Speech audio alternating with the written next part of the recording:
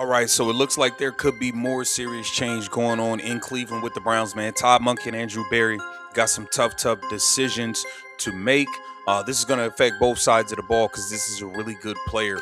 With Shedeur Sanders as your QB1, and if not, what is your approach to the whole quarterback situation as you move into your new job? Well, I think like any position on the team, that's still to be determined. Am I excited about Shedeur? Am I excited about all the quarterbacks in the room? Am I excited to coach this football team? Todd Monken just made the one decision that keeps Shedeur Sanders alive in Cleveland. He did not hand the job to Deshaun Watson. He did not shut down the competition. He did not let the old contract decide the depth chart. Instead, Monken pushed the Browns' quarterback battle into training camp. And for Shedeur, that is massive, because the longer this fight stays open, the more dangerous it becomes for Watson. Monken could have ended this weeks ago. He could have said Watson is the starter. He could have said experience matters. He could have said the veteran gets the first shot.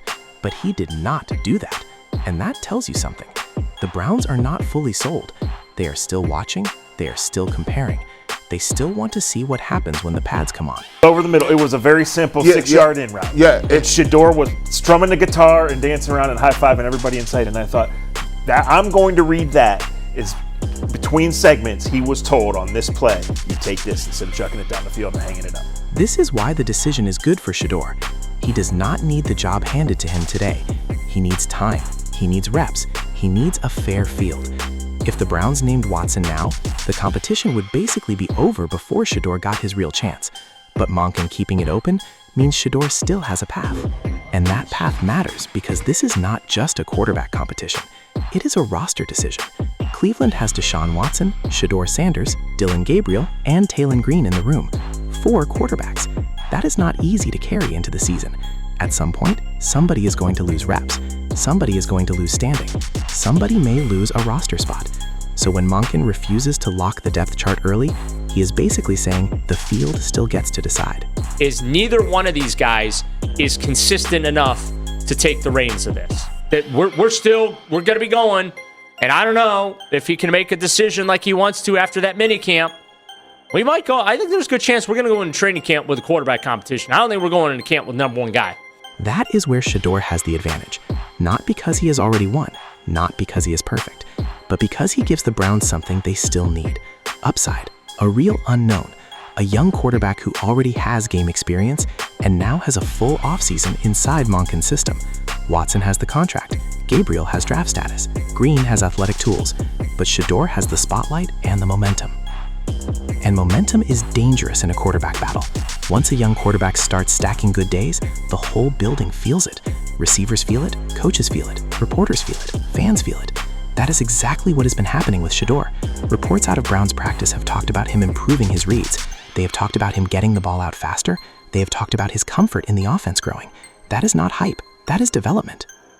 I think Shedeur has come on so strong in the last few weeks that it's making them think, maybe we should see what he can do in training camp before we decide that perhaps Deshaun Watson might be QB1 on the depth chart. I think he's just worked so hard and done such a nice job and maybe even surprised them in some ways. Here, Mary Kay is not selling a fan dream.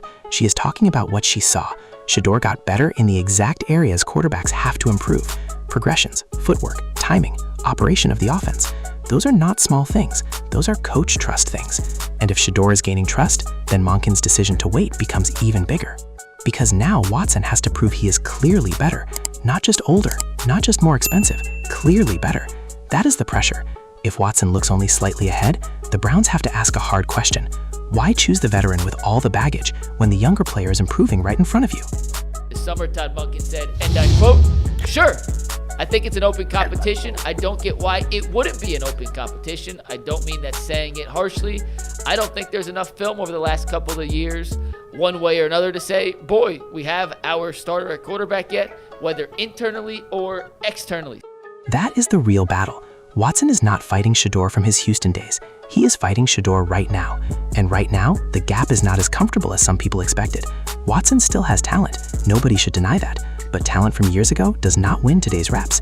The Browns need a quarterback who can run this offense now. If Shedeur keeps showing command, Monken has to take it seriously. And this is why the roster decision is bigger than a normal depth chart update. Monken is building a new offense. He needs rhythm. He needs timing. He needs the quarterback to get the ball out. He needs the quarterback to protect the team from negative plays. If Shedeur is improving in those areas, then keeping the battle open is not charity. It's smart coaching. It was set up in a way for us to get a look at all of them.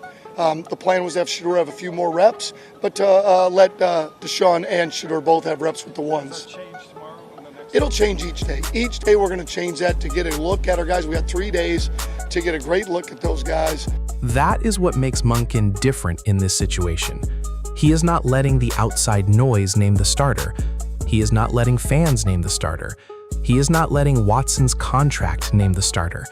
He is saying the player has to earn it. That helps Shedeur, because all he is asked for is a real chance. And Shedeur has been treating it like a real chance. He has not been talking like the job belongs to him. He has been working, training, taking reps, learning the system, trying to show the coaches that last year was not the full story. That is how you flip a depth chart, not with drama, with better days.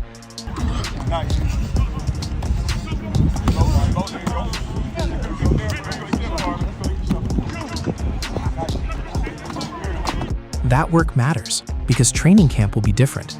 Shorts and helmets are one thing, pads are another. Monken knows that. That is why he is waiting. He wants to see who can handle pressure, who can take hits, who can lead drives, who can move the ball when the defense is not just letting routes breathe. That is where the real decision will be made. But here's the key. Shedeur made it to that stage. That's the win. He survived the early noise.